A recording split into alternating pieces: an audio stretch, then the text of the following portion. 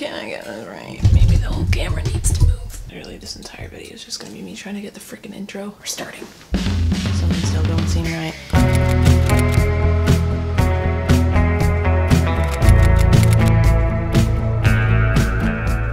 And welcome back to my channel. For today's video, it is the second day of K-Miss, and I can't believe that Christmas is literally like 2 days away. That kind of like totally messes me up. Being that Christmas is 2 days away, that also means that we're like less than 2 weeks away from rolling into the new year, and I feel like this time of year is always my favorite for that reason. Like, I am that person that gets obsessed with the new year, sets a bunch of resolutions, tries to maintain them, usually fails. We all do it, it's all good. But I love any good excuse for a new beginning, a chance to set some goals, get some organization stuff done, and basically be the inner Monica Geller that I am. Really quick, if you guys aren't following me already, I have been posting some New Year's style hints. There's a bunch of New Year's stuff coming for my channel and also just in general, so definitely come check that out, as well as my blog, right where Bentley is right now.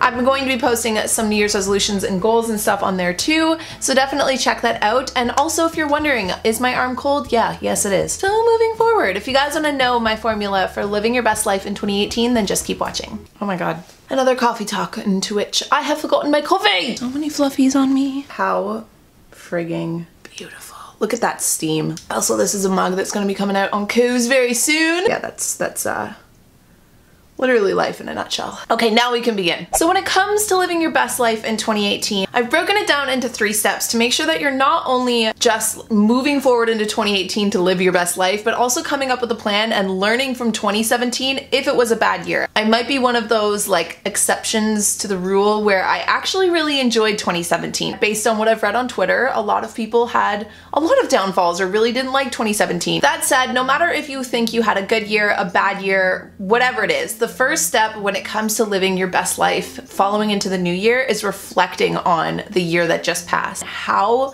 was 2017? Like, how was it really? Think about where you were January 1st, 2017. Did you look different? Were you acting different? Were you working somewhere different? Were you happier? Were you sadder? Was there things going on then that you've coped with? Were there things that you didn't even know were gonna happen throughout the year yet? Even if it seems like not a lot has changed and shifted, a lot has. Don't just try and focus on the things that you didn't like about this year. Try and ask yourself the things that you did like about this year. That way, you're not kind of going into 2018 with a really sour perspective. I feel like that's such a thing that we all kind of joke about. We're all like, oh, this year sucked. Going into 2018 with that is only going to breed more of that negativity in the new year. I think we have to come to terms with 2017 before we can even think about having a better year in 2018. What did the bad things that happened in 2017 teach you that you can carry into 2018? This is like a little mental trick where you take a negative and somehow try and find the positive. Pull out a journal, pull out a piece of paper, or just sit and actually truly take some time to reflect on 2017, on the good of 2017 and the bad of 2017, and not only that, ask yourself what was your role in it. It can be also really easy for us to look at a year that maybe wasn't our favorite and look at all the reasons why it sucked and not really take responsibility for our own play in that. We can also then forgive ourselves for not doing the things that we wanted to do in 2017 in order to move on into 2018 and not carry that resentment. Forgive the fact that you didn't have the year you thought you were going to, solely to be able to move forward into 2018 and try better without having that self-doubt or that weight of self-loathing or blame on yourself or on anybody else. So the first step when it comes to living your best life next year is to reflect on this year. Step number 2 when it comes to living your best life in 2018 is to plan. And quite frankly, my favorite step in the whole process. Once you've reflected and gotten all that energy out of your system from 2017, it's time to start planning for 2018, and this is where things get fun. I know there's a lot of people that bash resolutions and say that it shouldn't just be at the beginning of the year type of thing, but I also feel like the new year just gives us like this opportunity to do it and start fresh with a clean slate, and I think that's why people enjoy it so much. I personally don't think it's overrated. I think it's what you make of it. It all starts out with 3 different categories: your goals, your priorities, and your habits. First things first, ask yourself what kind of goals you want to accomplish in 2018. One of my biggest goals for 2018 is to release Dreamcatcher and feel like I really took the time to do it the way I wanted to do it and get it out in a physical form and basically release my first actual book. Other goals could be things like running a marathon, it could be starting up a YouTube channel, it could be anything that is detailed where you're like, I want to do this exact thing. That that is a goal. The next, and quite frankly, I would say more important list to make for 2018 are your priorities for the year. When we set goals, when we set resolutions, we tend to get very lofty. We tend to get very excited, and we tend to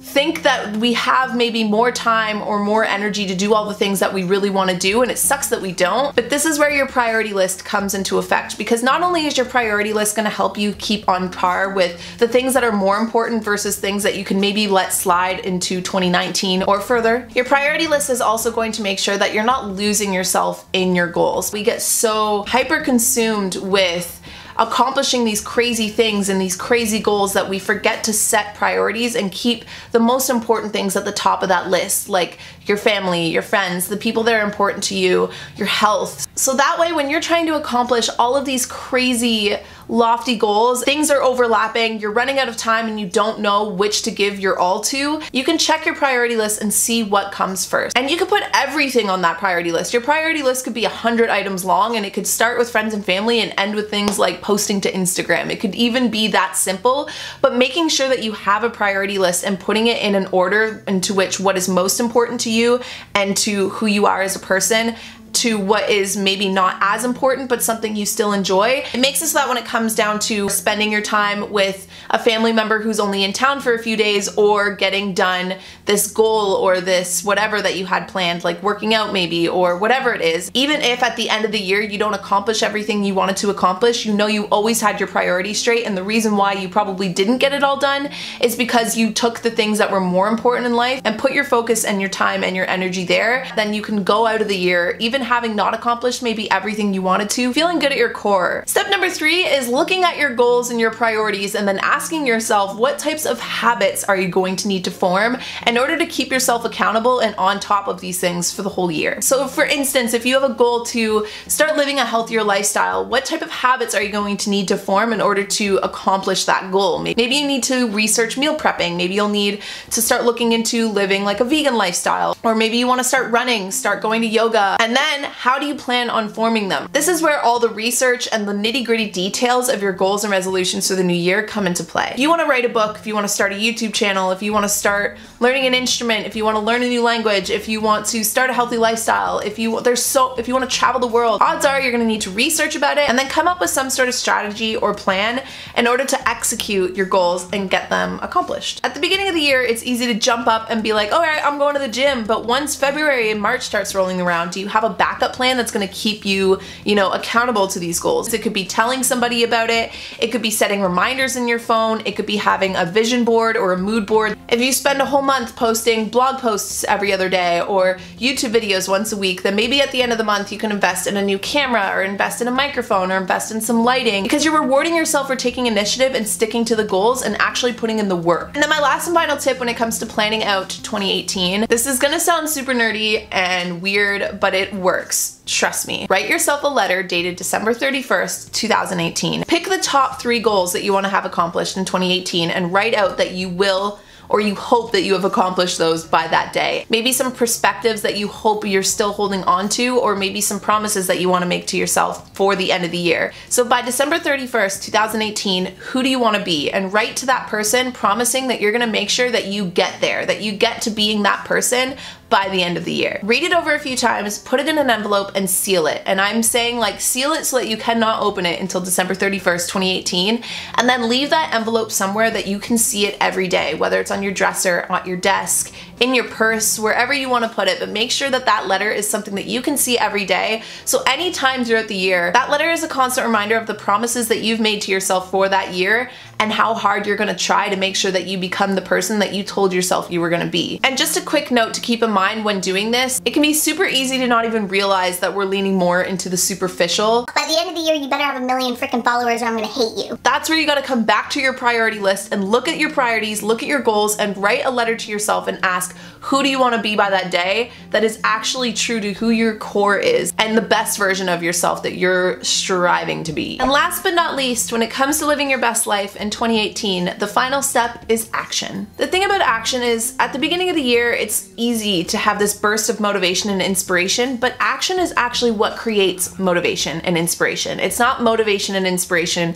that creates action. We're lucky because when the new year rolls around, it does come with a bit of a sense of inspiration and motivation because you feel like you have this clean slate. But as the year starts to carry on, keep this literally chiseled into your brain. Action is what breeds motivation, which comes back to action. Take the action and trust me, the mindset and the attitude will follow. Another really important thing about action is give yourself a motto for the year. A quick line, a quick word, something that you can say to yourself, and that's gonna be the motto of 2018. So any single time that you feel yourself slipping or you don't wanna take action, you say the motto to yourself and it gives you that just tiny little bolt of energy that it takes to just do it. Your motto could be Hakuna Matata. Your motto could be just do it, like Nike. There's so many things that your motto could be. If I can think of more, I'll put them in the description box. And if you guys have any mottos to add, definitely leave them in the comments down below because I feel like it'll just be like the most motivating comment section of life. But come up with a little motto and live by that motto for 2018 every single time you take action, every single time you go at life, or every single morning that you wake up. You can do all the reflecting and planning in the world, but the action is where you actually show up for yourself. This is where you stop just sitting in your comfort zone dreaming of the type of life you want to live and actually just start living it. The final piece of advice when it comes to living your best life in 2018 is to remember that life is what happens while you're busy making other plans. Reflect on 2017, plan out your year, take action, but don't attach yourself or your happiness too much onto an idea of what you want 2018 to be. Instead, let the year unravel for you and take every moment and opportunity that it gives you and just do your best and make the best out of it while also being kind and keeping your intentions and your priorities in check. And with that, we'll all be able to go into the new year without attaching to this idea or belief and instead allowing ourselves to be happy no matter what happens because we're in a line with who we are to our core and making the best of every single moment. So this concludes the formula / steps that I came up with in order to live your best life in 2018. I hope you guys enjoyed. If you guys didn't know this, one of my other big goals for 2018 is actually to turn Coffee Talks into a podcast. So if you guys have any podcast topics that you guys want me to start working on, also pop those down below or feel free to tweet or Instagram them at me. There's still one more video left in the 12 Days of Camus, so I will see you guys all tomorrow. But with that, I still hope that you guys are all having a happy and a safe holiday, and you know, that you're feeling a little humbled now by 2017 and not so defeated by it, because based on Twitter, it feels like everyone was feeling just a little bit defeated. Now, I'm gonna go change my sweater because my left arm is very cold. Bye guys!